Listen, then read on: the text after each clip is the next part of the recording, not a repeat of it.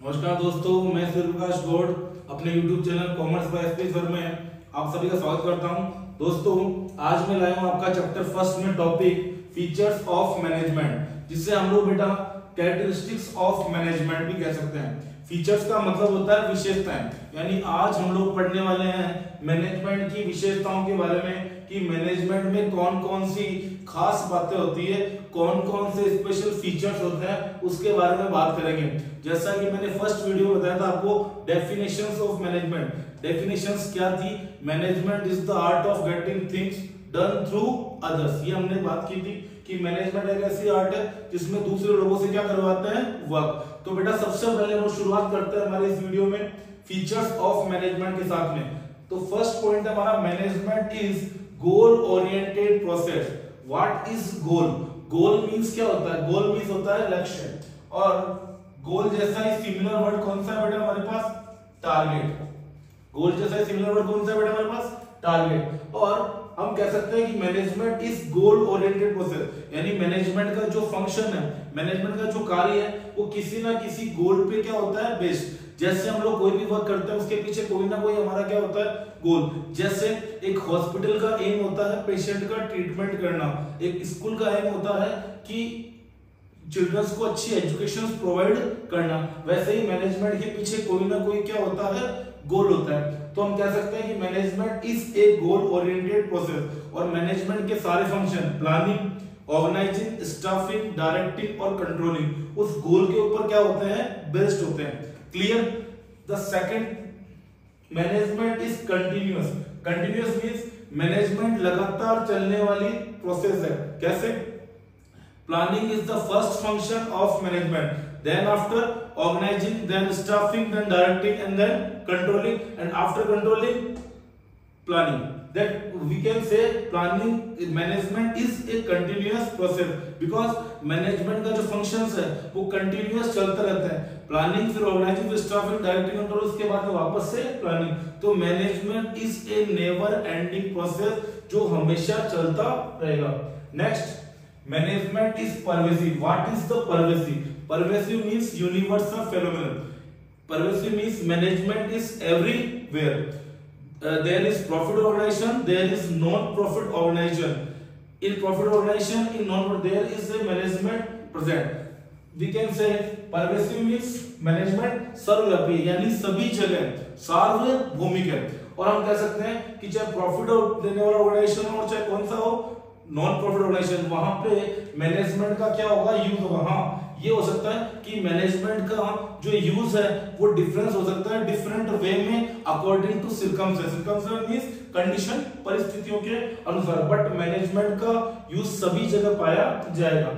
Next, management is dynamic. Dynamic means changeable, movable. Dynamic means changeable, movable मतलब गतिशील, यानी management एक गतिशील प्रक्रिया है। क्योंकि क्या होता है कि मैनेजमेंट के जो फंक्शन होते हैं planning, organising, staffing, directing, controlling, किसी भी फंक्शन में कुछ चेंज आता है तो मैनेजमेंट भी क्या करना पड़ता है, हमें चेंज करना पड़ता है अकॉर्डिंग टू कंडीशन। इसीलिए हम कह सकते हैं कि मैनेजमेंट इज ए चेंजेबल या dynamic process. Next, management is group of activity. In management there are 3 levels. The first one is top level, middle level and lower level. And every level we have lot of employees work in every level. So we can say management is not a work of single person, it is a work of group person. We can say management is a group activity because अकेला जो person है वो केवल manager बन सकता है, लेकिन सारी एक्टिविटीज को मैनेज नहीं कर सकता। एक और प्रिंसिपल काम करता है मैनेजमेंट बाय एक्सेप्शन, और ये कहता है कि एक पर्सन अगर सारे वर्क करने जाएगा तो एक्चुअल में किसी भी एक वर्क को भी नहीं कर पाएगा। इसीलिए हम कह सकते हैं कि मैनेजमेंट एक ऐसा काम है जिसमें हम लोग ग्रुप से क्या करवाते हैं, वर्क करवाते हैं। तो कह सकते हैं management is group activity. The sixth one is management is intangible, मतलब जो दिखाई नहीं देता है। मैनेजमेंट के फंक्शंस कभी भी हम लोग सीन नहीं करेंगे, बट मैनेजमेंट को हम लोग ओनली क्या कर सकते हैं, फील कर सकते हैं। तो मैनेजमेंट अगर है अच्छा मैनेजमेंट तो हम कहेंगे हाँ there is a good management. अगर मैनेजमेंट वहां पे नहीं है तो हम लोग उसको फील के थ्रू कह सकते हैं कि वहां पे मैनेजमेंट प्रेजेंट नहीं है। तो presence of management and absence of management we can only feel, तो हमें दिखाई नहीं देगा। तो management is the intangible force, we can only feel it. Next and the very important is management is multi dimensional. Dimensional means बहुआयामी। Management एक ऐसा function है जो क्या है, बहुआयामी है। बहुआयामी मैनेजमेंट के तीन टाइप्स हैं।